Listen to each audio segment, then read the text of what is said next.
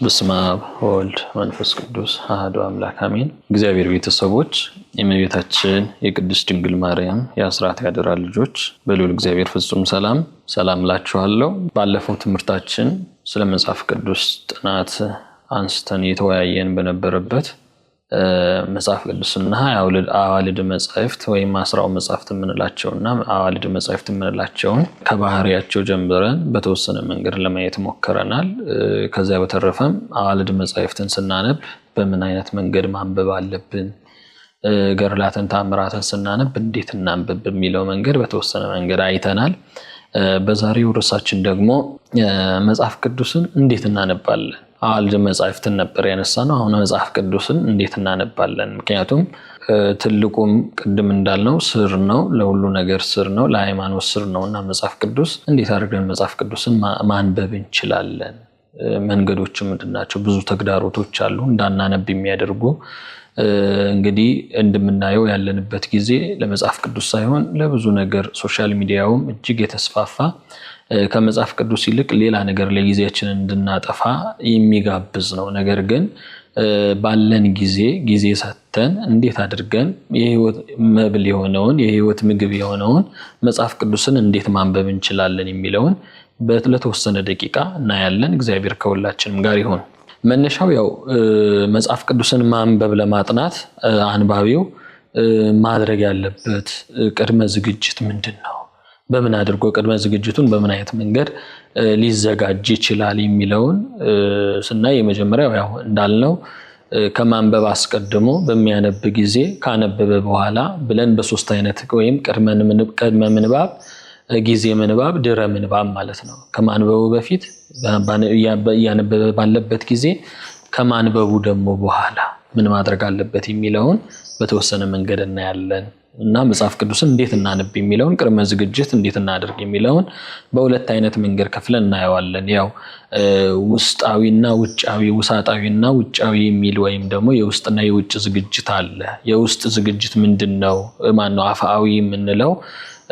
የውጭ ዝግጅት ምንድነው ስንል መቼም አንድ ሰው ለማንበብ የሚያነበው መጽሐፍ ቅዱስ መኖር ያስፈልገዋል። ስለዚህ ማንኛውም ሰው መጽሐፍ ቅዱስ ለማንበብ ሲነሳ ወይም መጽሐፍ ቅዱስ ለማንበብ ሲፈልግ መጀመሪያ መጽሐፍ ቅዱስ በቤቱ ሊኖር ያስፈልጋል ማለት ነው። ስለዚህ ውሳጣዊ ወይም የአፍአዊ ዝግጅታችን የመጀመሪያው በመሰረቱ በእያንዳንዱ ክርስቲያን ቤት፣ በእያንዳንዱ ኦርቶዶክሳዊ ምዕመን ቤት ሊኖሩ ከሚያስፈልጋቸው አንዱ መጽሐፍት መካከል ይሄው መጽሐፍ ቅዱስን ነው። መጽሐፍ ቅዱስ በቤታችን በእያንዳንዱ ቤት ግዴታ ሊኖር ያስፈልጋል ማለት ነው፣ ግዴታ።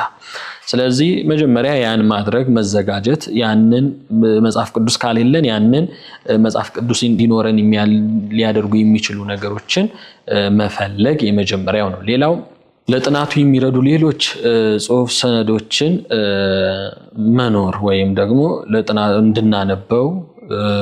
እንድናጠናው የሚረዱን የተለያዩ አጋዥ መጻሕፍቶችን ሊሆን ይችላል። ይህ ሊኖረን አብሮ ሊኖር ከመጽሐፍ ቅዱስ ጋር ሊኖረን ያስፈልጋል ማለት ነው። ሶስተኛው የሚነበበው የሚጠናበት መንገድ ወይም ደግሞ የምናጠናውን መምረጥ፣ የምናነበውን ምንና ዛሬ ምን አነባለሁ ዛሬ የዮሐንስ ወንጌል ነው፣ የማቴዎስ ወንጌል፣ የሉቃስ ወንጌል ነው ወይ የቅዱስ ጳውሎስ መልእክት ነው? ምን አነባለሁ ብሎ መለየት። ምክንያቱም ለይተን ዝም ብለን ከከፈትነው የዓይን አዋጅ እንዳይሆንብን አስቀድመን ከማንበባችን ወይም ወደ ንባብ ከመግባታችን አስቀድሞ ዛሬ የምናነበውን ክፍል መለየት ማለት ነው። ከዚያ በተረፈ የመጨረሻው እንግዲህ ያው መቼም ሰው ሲያነብ ሰው ሲማር ግዴታ ያው ማስታወሻ መያዝ አለበትና ማስታወሻ አድርገን መጽሐፋችንን አጠገብ አድርገን እያነበብን ማስታወሻ የሚሆኑትን ነገሮች ቃሎችን እያወጣን መያዝ። ይሄ አፍአዊ የምንለው ውጫዊ የሆነ ዝግጅት ነው ማለት ነው። ውሳጣዊ የሆነውስ ምንድነው? በውስጥ እንዴት እንዘጋጅ መጽሐፍ ቅዱስን ለማንበብ የሚለውን ደግሞ ስናይ የመጀመሪያው የማንበብ የማጥናት ፍላጎት ያስፈልጋል። ለሁሉ ነገር አንድ ሰው የመብላት ፍላጎት ከሌለው ምግቡ አይስማማውም፣ እሱም አይበላውም። ስለዚህ ከማድረጋችን አስቀድመን ማንኛውንም ነገር ከማድረጋችን አስቀድመን ለምናደርገው ነገር ፍላጎት ሊኖረን ያስፈልጋል ማለት ነው። ስለዚህ መጽሐፍ ቅዱስ ለማንበብ ውስጣችን አስቀድሞ ተነሳሽነት ፍላጎት እንዲኖረው ግዴታ ያስፈልጋል ማለት ነው። ሌላው እርጋታ ማለት በህይወት ሊሆን ይችላል፣ በኑሮች ሊሆን ይችላል፣ ወይም ባለንበት አካባቢ ወይም ኤሪያ ሊሆን ይችላል። እርጋታ የውስጣችን እርጋታ ወውጫዊው ሊሆን ይችላል፣ ውጫዊው ያለንበት የማይረብሽ ቦታ ሊሆን ያስፈልጋል። ውስጣዊውም በተዘዋዋሪ መንገድ ደግሞ የተረጋጋ ስሜት ውስጥ ልንሆን ያስፈልጋል ማለት ነው። በተረበሸ ህይወት ውስጥ መጽሐፍ ቅዱስ ለማንበብ ሐሳባችን ስለሚበተን ይባክናል። ግን ሰከን ባልንበት ሁኔታ እርግጥ ብዙ ጭንቀት፣ ብዙ ሐሳብ፣ ብዙ የተለያየ ውጣ ውረድ ውስጥ ሆነንም ማንበብ አንችልም ማለት አይደለም። ነገር ግን መጽሐፍ ቅዱስን ልናነብ ስንከፍተው የምናነበው መጽሐፍ ቅዱስ ህይወታችንን እንደሚለውጥ አምነን ነውና የምናነበው። እርጋታ በዚያ ውስጥ የምናነበው ቃል የእግዚአብሔር ቃል ስለሆነ በእርጋታ ውስጣችን ረጋ ብሎ ወይም ተረጋግቶ ልናነብ ያስፈልጋል ነው። ሌላው ያው የቤተክርስቲያናችን መሰረቷም የነገሮች ሁሉ ጅማሬም ፍጻሜም ጸሎት ነውና ከማንበቡ አንድ ምእመን ከማንበቡ አስቀድሞ ጸሎት ሊያደርግ ያስፈልጋል። እግዚአብሔር ምስጢሩን እንዲገልጥለት፣ እግዚአብሔር ማስተዋሉን እንዲገልጥለት፣ እግዚአብሔር በነገር ሁሉ እንዲረዳው፣ ልቦናውን እንዲከፍትለት እንደ ሊዲያ ማስተዋሉን እንዲያድለው አስቀድሞ ጸሎት ማድረግ ተገቢ ነው ማለት ነው። አቤቱ ማስተዋሉን አድለኝ ብሎ በጸሎት መጀመር።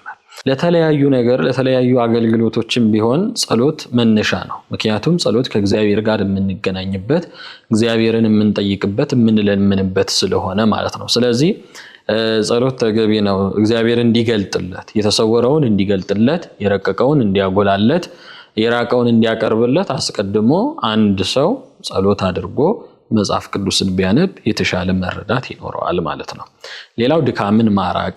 በተለያየ መንገድ ድካም ስሜት ውስጥ ከሆነን ልንረዳው ስለማንችል ከድካም ራቅ ብለን ወይም ረፍት አድርገን ማንበብ መጽሐፍ ቅዱስን ምንድነው ሐሳባችንን ህሊናችንን ሁሉ አረጋግተን በዚያ መንገድ ማንበብ ተገቢ ነው ማለት ነው። ሌላው የመጨረሻው የተለያየ ከስጋዊ ሐሳብ አይምሮን ነፃ መሆን። አሁን ይሄ እርግጥ ላይሆን ይችላል። አንዳንድ ጊዜ ፈተና ውስጥ ልንሆን እንችላለን።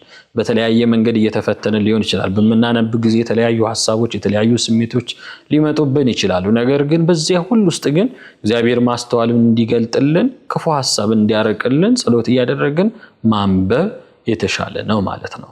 ተጨንቆ የሰው ልጅ መጽሐፍ ቅዱስን ቢያነብ ይረጋጋል። ተስፋ የቆረጠ ሰውም መጽሐፍ ቅዱስን ቢያነብ ተስፋ ያገኛል ወይም ደግሞ ተስፋው ይቀጥላል ማለት ነው። ትልቁ ነገር በዚያ ውስጥ የዚህ ሁሉ አሁን ያነሳናቸው ውሳጣዊ የሆኑ ነገሮቻችን ሁሉ በውስጣችን ለሚነሱ ነገሮች ሁሉ መልሱ ያለው ሶስተኛ ላይ ያነሳኑ ጸሎት ነውና ይበልጡኑ ጸሎት እያደረገ አንድ ሰው የፈለገ ነገር ቢኖር ጸሎት እያደረገ መጽሐፍ ቅዱስን ሊያነብ ያስፈልጋል ማለት ነው። የሚመጣውን ክፉ ሐሳብ ያርቅለታል፣ የረቀቀውን ነገር እንዲጎል ያደርግለታል ማለት ነው። ስለዚህ ማሰሪያቸው ጸሎት ነው ማለት ነው። ሌላው ሁለተኛ ላይ የምናየው ያው የመጀመሪያው ቅድመ ዝግጅት ያለው ነው። ሁለተኛ ላይ ፈሪሃ እግዚአብሔርን ገንዘብ ማድረግ። አንድ ሰው መጽሐፍ ቅዱስን ሲያነብ በፈሪሃ እግዚአብሔር ሆኖ ለተለያየ ነገር የሰው ልጅ ያነባል መጽሐፍ ቅዱስን። ለክደት የሚያነቡ አሉ፣ ለእውቀት የሚያነቡ አሉ፣ ለህይወት የሚያነቡ አሉ። ስለዚህ እኛ ለህይወት የምናነብ ከሆነ ፈሪሃ እግዚአብሔርን ገንዘብ ማድረግ አለብን ማለት ነው። ለክደት የሚያነቡ ሰዎች መጽሐፍ ቅዱስን አልተጠቀሙበትም ወይም ደግሞ በዚያ መንገድ ውስጥ አይደሉም ማለት ነው። ለእውቀት የሚያነቡትም ሰዎች ኋላ ህይወት ሊሆናቸው ይችላል። ይህ የኋላው ህይወታቸው የሚወስነው ነው። ነገር ግን መጽሐፍ ቅዱስ መነበብ ካለበት ከሌሎቹ መጻሕፍት የተለየ የእግዚአብሔር እስትንፋስ ያለበት ስለሆነ መነበብ ያለበት ፈሪሃ እግዚአብሔር ወይም እግዚአብሔርን መፍራትን ገንዘብ በማድረግ ውስጥ ሊነበብ ያስፈልጋል ማለት ነው። ሌላው ከመረዳት ጋር ማንበብ ማለት ነው። ከመረዳት ጋር ለምሳሌ የፈሪሳውያን የሰዱቃውያን ችግር የመጽሐፍን ቃል ካለመረዳት የሚመነጭ ነበር፣ ካለመረዳት የሚመጣ ነበር። መጽሐፍትንና የእግዚአብሔርን ቃል አታውቁም ስለዚህም ትስታላችሁ ይላቸዋል። ስለዚህ መረዳት መገንዘብ ያስፈልጋል። የዮሐንስ ወንጌል ምዕራፍ 5 ቁጥር 39 ላይ ማቴዎስ 22:29 ላይ ይህንን እናገኘዋለን ማለት ነው። እናንተ መጽሐፍትንና የእግዚአብሔርን ኃይል አታውቁምና ትስታላችሁ የሚለውን ማለት ነው። ስለዚህ መረዳት ያስፈልጋል። አንድ ሰው ምስጢሩ ከረቀቀው ንባቡ ካልተረዳው እንዲረዳው በተዘዋሪ መንገድ መረዳቱ ጠይቆም ሊሆን ይችላል የተረዳ ቢያነበው የተሻለ ይሆናል ማለት ነው። ልክ እንደማን ማለት ነው? እንደ ባኮስ ጃንደረባው ማለት ነው። ስለዚህ ይሄን ታውቀዋለህ ግን ሲለው የሚተረጉምልኝ ሳይኖር እንዴት አውቀዋለሁ አለው። በኋላ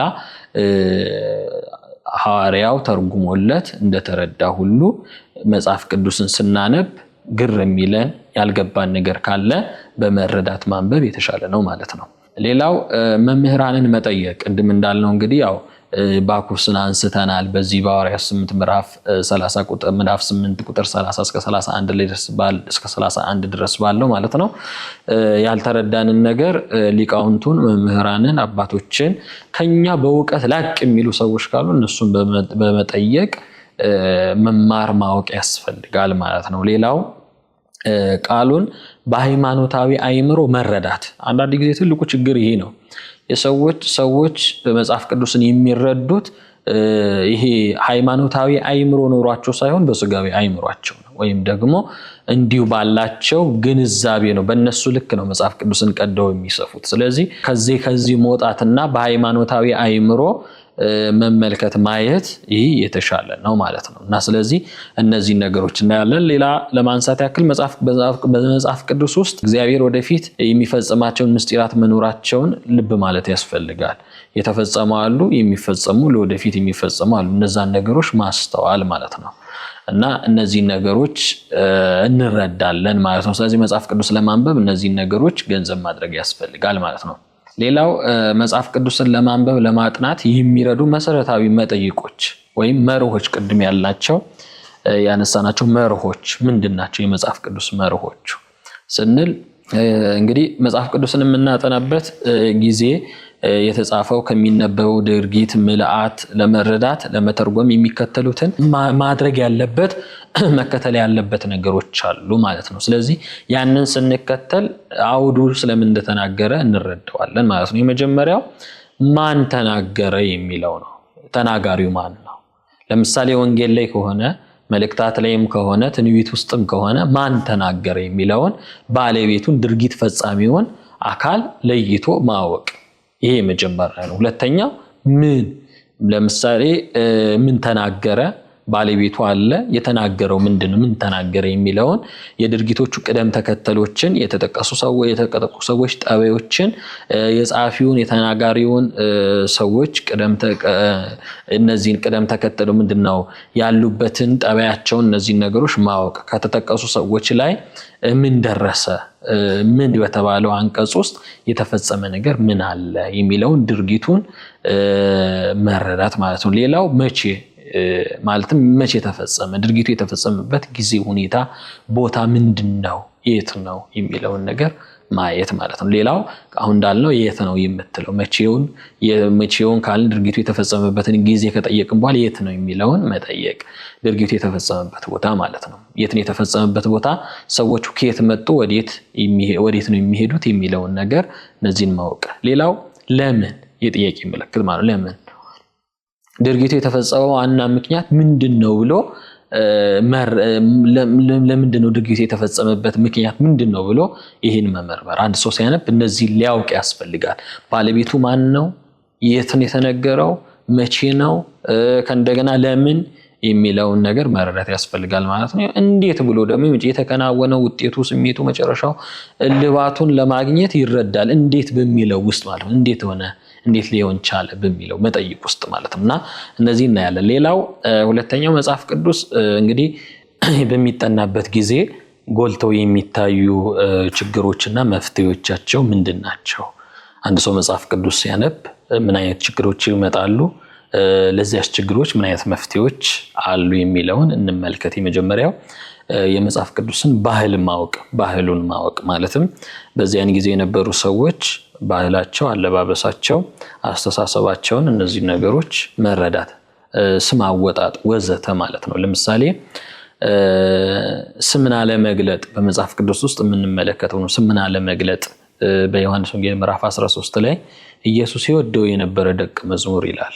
ለምሳሌ ይህ ማን እንደሆነ የምናውቀው በተዘዋሪ መንገድ በምንረዳበት ወይም በትርጉም ካልሆነ ወይም ደግሞ ሲፈታ ካልሆነ በስተቀር አንረዳውምና ስም አገላለጥ በመጽሐፍ ቅዱስ ውስጥ የአንድን ሰው ስም ላይገልጥ ይችላል፣ በተዘዋሪ መንገድ ግን ያስቀምጠዋል። ስለዚህ ያ የወደው የነበረ ደቀ መዝሙር የተባለ ያው ራሱ ባለቤቱ ዮሐንስ አብዛኛውን ጊዜ በወንጌል ስሙን ራሱን አይጠቅስም።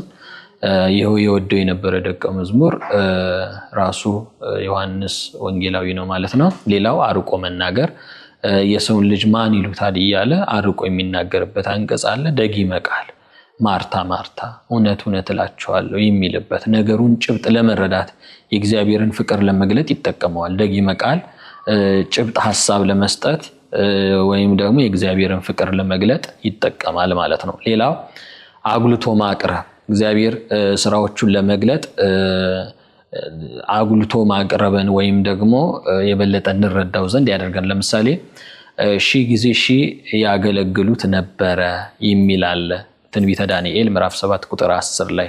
ይህም ደግሞ የበለጠ አጉልቶ ለማቅረብ ወይም የእግዚአብሔርን ስራዎችን ለማጉላት ይጠቀማል ማለት ነው። ሌላው በምሳሌ ብዙን ጊዜ በምሳሌ በመጽሐፍ ቅዱስ ላይ ያው ልበ አምላክ ቅዱስ ዳዊት እንደተናገረ ከስት በምሳሌ አፌን በምሳሌ ከፍታለሁ እንዳለ መጽሐፍ ቅዱስ በብዙ ምሳሌ ጌታ በዘመነ ስጋዌ ወይም ደግሞ በስጋ ወራት በሚረዳቸው መንገድ ለገበሬው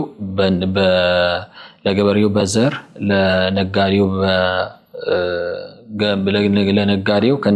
ለገበሬውም በዘር እየመሰለ ለነጋዴውም ደግሞ በተዘዋሪ መንገድ በሚረዳበት ምሳሌ እየነገረ ለሴቶችም ደግሞ ልክ እንደዚሁ በሊጥ በእርሾ እየመሰለ ያስተምራቸው ነበር እና ስለዚህ መጽሐፍ ቅዱስ በእንደዚህ አይነት መንገድ እንድንረዳው ያደርገናል ማለት ነው። ማለትም ቅድም ምንድነው ካየንበት መነሻችን ማለት ነው የሚታዩ ነገሮች በመጽሐፍ ቅዱስ ውስጥ የሚታዩ ነገሮች ማለት ነው። ስለዚህ ምሳሌያዊ ነገሮች አሉ፣ ይህን እንረዳለን ማለት ነው። ሌላው የመጽሐፍ ቅዱስን አባባል መረዳት። የራሱ የሆነ አባባል ወይም ቋንቋ አለው መጽሐፍ ቅዱስ። ለምሳሌ አዳም ወዴት ትሄዳለህ ሲል ምስጢራዊ ፍቺ አለው። እንዳላዋቂ ሆኖ መቅረብን፣ ለምሳሌ እግዚአብሔር ሁሉን አዋቂ ሲሆን ነገር ግን እንዳላዋቂ ሆኖ መቅረብ። በተዘዋሪ መንገድ ሌላም ብዙ የምናያቸው አሉ። አብርሃም ግን በእግዚአብሔር ፊት ቆሞ ነበር ይላል።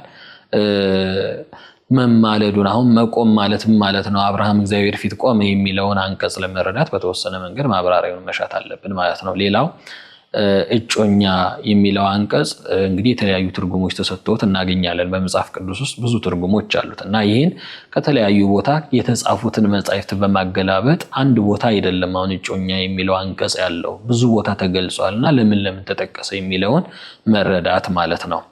የተመረጠ የተለየ ተብሎ ሊፈታ ይችላል። ጠባቂ፣ ረዳት፣ ተንከባካቢ ተብሎ ሊፈታ ይችላል። ከእንደገና ደግሞ ለጋብቻም የተፈቃቀዱ ሰዎችም ደግሞ በዚያም ተደርጎ ሊወሰድ ይችላል። ይህንን በኦሪት ዘፍጥረት የጋብቻ የተፈቃቀዱ በኦሪት ዘፍጥረት ምዕራፍ 29 ቁጥር 20 ላይ የምናገኘው ነው ማለት ነው። ሌላው የመጽሐፍ ቅዱስ ትርጓሜን ጠንቅቀን ማወቅ ማለት ነው። የመጽሐፍ ቅዱስ ትርጓሜያት ያው 3 አይነት ናቸው። ነጠላ ትርጓሜ፣ ምሳሌያዊ ትርጓሜና ምስጢራዊ ትርጓሜ አለ። ነጠላ ትርጓሜ የምንለው ዘይቤ ወይም ንባቡን ያለምንም ነገር ያለምንም ማተታ ወስዶ ንባቡን ራሱ መተርጎም ማለት ነው። ነጠላ ትርጉም የሚባለው ይሄ ነው። ከቋንቋ ወደ ቋንቋ የሚተረጎምበት መንገድ ማለት ነው። ሌላው ምሳሌያዊ ትርጓሜ የሚባለው አንድን ነገር የበለጠ ለመግለጽ የሚጠቀምበት ማለት ነው። ለምሳሌ እመቤታችን ቅድስት ድንግል ማርያም ላይ ድንግል ማርያምን እቴ ሙሽራ፣ የተቆለፈ ገነት፣ የተዘጋ ምንጭ፣ የታተምሽ ፈሳሽ ነሽ ይላታል መኃልየ ዘሰሎሞን ምዕራፍ 4 ቁጥር 12 ላይ ማለት ነው።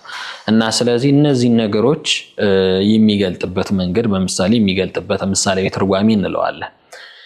ሌላው ምስጢራዊ ትርጓሜ ነው። ይህን ደግሞ ጥሬ ዘሩን ወይም ንባቡን ሳይከተል አገባቡን ጠንቅቆ ምስጢሩን ብቻ ጠብቆ የሚተረጎምበት መንገድ ማለት ነው። ለምሳሌ አምላኬ አምላኬ ለምን ተውከኝ የሚለውን ምስጢራዊ ትርጓሜው ለምን አለ እንደዛ በመስቀል ላይ ስንል አንደኛ አብነት ለመሆን ለኛ ተናገረ፣ ሁለተኛ ትንቢቱ ይፈጸም ዘንድ፣ ሶስተኛ ያው በመዝሙረ ዳዊት መዝሙር 21 ላይ ቁጥር 1 የተነገረ ትንቢት አለ።